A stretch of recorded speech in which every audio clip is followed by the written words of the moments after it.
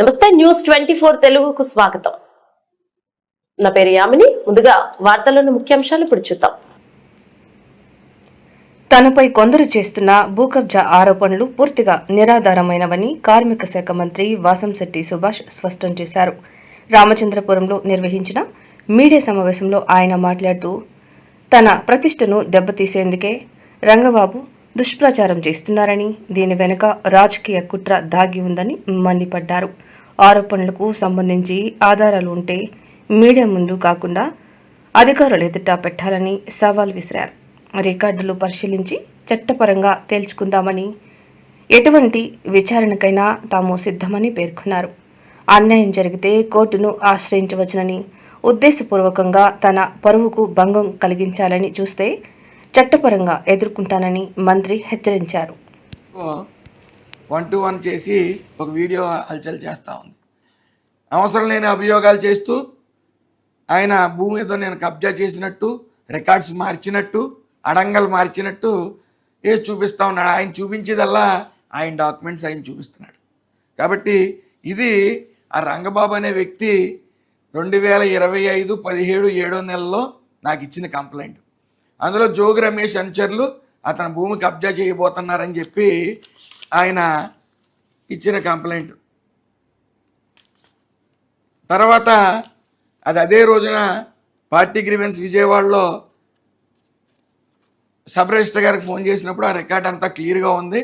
ఇతనికి ఇదే పని, అంత మనందరికీ కంప్లైంట్లు పెడతా ఉంటాడు, ఇతనికి పని పాట లేదండి, ఇతని మానసిక స్థితి కూడా అంత కరెక్ట్ కాదని చెప్పి ఆయన చెప్పడంతో అదే విషయం ఆయనతో చెప్తే అతను వాదోపవాదాలకు దిగినప్పుడు కొద్ది కోప్పడిన మాట వాస్తవం. అప్పటి నుంచి కూడా ఇతను ఏదో ఎలిగేషన్స్ చేస్తానే ఉన్నాడు. అదేవిధంగా ఈయనకి జోగి రమేష్తో పాటు ముషేన్ రాజు శాసన మండలి చైర్మన్ గారి మీద కూడా అప్పట్లో ఆయన మీద ధర్నా చేసిన ఆయన ఇతను భూమి కబ్జా చేస్తున్నట్టు ధర్నా చేయడం కూడా చేసింది. దాని నిమిత్తం ముషేన్ రాజు గారు ఒక కంప్లైంట్ 6/6/2026న కంప్లైంట్ ఒకటి రిజిస్టర్ చేయడం జరిగింది. దాని నిమిత్తం ఎఫ్ఐఆర్ కూడా చేయడం జరిగింది. ఇప్పుడు అసెంబ్లీకి వస్తానని రంగబాబు అంటున్నాడు. పోలీసులు ఆ రోజు నుంచి ఇతని కోసం ఎదురు చూస్తూ ఉన్నారు. కాబట్టి ఆయన వచ్చినా పర్లేదు. అలాగే డాక్టర్ అంబేద్కర్ గారు IAS commissioner and inspector general of registration and stamps, ఆయన కూడా నాతో కుమ్మక్కయ్యి, రెవెన్యూ మినిస్టర్ గారు పిఎస్ కూడా కుమ్మక్కయ్యి ఆయన భూమి ఏదో లాక్కుంటా అని చెప్తా ఉన్నారు. ఇంచుమించు ఈ రంగబాబు అనే వ్యక్తి 20 నుంచి 21 సార్లు గ్రీవెన్స్లో కానీ పార్టీ ఆఫీస్లో కానీ కంప్లైంట్లు ఇవ్వడం జరిగింది. దాని నిమిత్తం సిఎస్ గారికి అడ్రస్ చేస్తూ అంబేద్కర్ గారు క్లియర్ డీటెయిల్స్ ఈ భూమి అంతటికీ కూడా అనేక సార్లు ఇతను ఇబ్బంది పెడుతున్నాడు, అధికారులందరినీ కూడా ఇతను ప్రతిసారి గ్రీవెన్స్లు పెట్టి అక్కర్లేని ఎలిగేషన్స్ చేస్తున్నాడని చెప్తూ అది 22A 10-12 ఇయర్స్ బ్యాకే 22A ఉండటం జరిగింది. సో దాని మీద ట్రాన్సాక్షన్స్ ఏం జరగవు, క్రిస్టల్ క్లియర్గా ఉంది, అతని పేరు మీదే ఉంది, అది 22A ఉందని చెప్పి ఆయన 23/6/2026న సిఎస్ గారికి ఇవ్వడం జరిగిందంటే గవర్నమెంట్కి ఇవ్వడం జరిగింది. సో ఇక్కడ అతను కంటిన్యూస్గా అతని మీద 7 కేసులు ఉన్నాయి. అతను రౌడీ షీటర్. అతను ఏదో అభియోగాలు చేశాడు. అభియోగాలు చేసినప్పుడు అడంగల్లో ఇంకొకరి పేరుందా లేదా అని చూసుకుని టీవీల్లో ప్రచారం చేయవలసిన పరిస్థితి ఉంది. 1-2 ఛానల్స్ గురించి మాట్లాడుతూ ఉన్నాను. అది తెలియకుండా, కనీసం మినిమం సెన్స్ లేకుండా, మినిమం నాలెడ్జ్ లేకుండా విషయం మీద దారిపోయేవాడు ఏదో వచ్చి మాట్లాడితే మీరు ప్రచారం చేస్తారా? అసలు మీకు జ్ఞానం ఉందా అని అడుగుతా ఉన్నాను.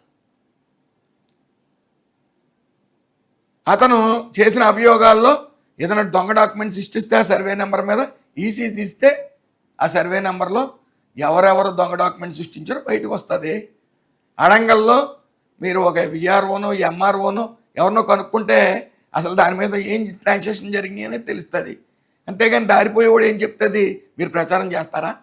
మీ మీద కూడా లీగల్గా పోరాటం చేయడానికి సిద్ధంగా ఉన్నాను, అందులో ఏ విధమైన సందేహం లేదు. అలాగే ఈ రంగబాబు మీద కూడా కేసు పెట్టడం జరిగింది. ఇతను అసెంబ్లీ వరకు రావక్కర్లేదు, ఇతనికి రిపోర్ట్ ఒకటి క్లియర్గా రాసి ఇవ్వాల్సి జరిగింది. అతను కనపడితే పోలీసులు తగిన మర్యాద చేస్తారు, అందులో ఏ విధమైన సందేహం లేదు. కాబట్టి నిజం నిప్పు లాంటిది. ఎవరన్నా అభియోగాలు చేసినా పేపర్స్ ఉంటాయి, వాటిని ఎవరు మోసం చేయలేరు. ఈ రోజుకైనా గుడ్డిగా 2-3 గుడ్డి ఛానల్స్ ప్రచారం చేసాయి కాబట్టి కళ్ళు తెరుచుకుని మీరు ఒక్క ఎవిడెన్స్ చూపించండి, లేకపోతే 0.1% నా ప్రమేయం చూపించండి, శాశ్వతంగా రాజకీయాలు దూరంగా ఉంటాను. మా పార్టీ క్రమశిక్షణ గల పార్టీ, తెలుగుదేశం పార్టీ. ఇలాంటి అవకతవకలు ఏం జరిగినా సరే క్షణంలో తీసి పక్క పెడతారు. కాబట్టి మీరు కొద్ది జ్ఞానంతో మసులుకోవాలని హితవు పలుకుతూ మీ మీద కూడా న్యాయ పోరాటం చేయడం జరుగుతుంది. మీరు దారిపోయేవాడు ఏం చెప్తే అది ప్రచారం చేస్తే దాని పరిణామాలు తీవ్రంగా ఉంటాయి. Thank you.